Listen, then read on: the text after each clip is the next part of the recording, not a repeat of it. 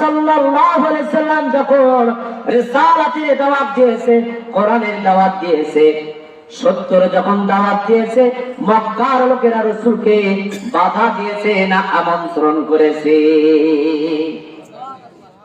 বুকে টেনে নিয়েছে না বাধা দিয়েছে?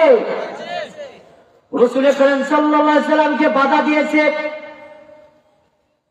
ঠিক মতো নামাজ পড়তে পারে না, ঘরে নামাজ পড়তে গেছে, মরা উটের নারী ভুড়ি বিশ্ব নবী সিজদায় যখন গিয়েছে, মরা উটের নারী ভুড়ি রাসূলের ঘাড়ের উপর যখন দিয়েছে, এই অবস্থা যখন দেখেছে আবু বকর সিদ্দিক রাদিয়াল্লাহু আনহু, আবু বকর সিদ্দিক রাদিয়াল্লাহু আনহু সঙ্গে সঙ্গে বাড়িতে গেছে, যে বলছে, রে ফাতেমা,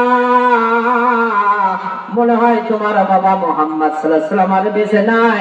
বলে, কি হয়েছে কি হয়েছে? বলে, আবু জেহেল মরা উটের নারী ভুড়ি বিশ্ব নবীর মাথার উপর দিয়েছে। ঠিকভাবে নামাজ পড়তে পারছে? নামাজে গেছে, মরা উটের নারী ভুড়ি রাসূলের ঘাড়ের উপর দিয়েছে। আবু তালেবের কাছে এসে বলে, ও আবু তালেব, তোমার ভাতিজা মুহাম্মদ বিন আব্দুল্লাহ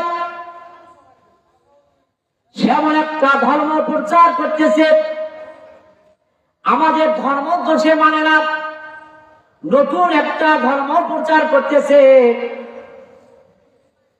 ও আবু তালেব, তোমার ভাতিজাকে বলে দিও, যদি কোনো টাকা লাগে টাকা দিব, যদি কোনো অট্টালিকা লাগে অট্টালিকা দিব, যদি সুন্দরের রমণী চায় সুন্দরের রমণী দিব, যদি সে অসুস্থ হয় আমরা তার সেবা করব, আমরা তার চিকিৎসা করব।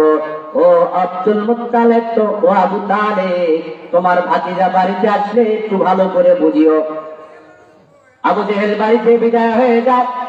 মুহাম্মদ সাল্লাল্লাহু আলাইহি সাল্লাম দাওয়াতি কাজ ছেড়ে যখন বাড়িতে আসে, আবু তালেব ডাক দিয়ে বলে, বাবা ভাতিজা,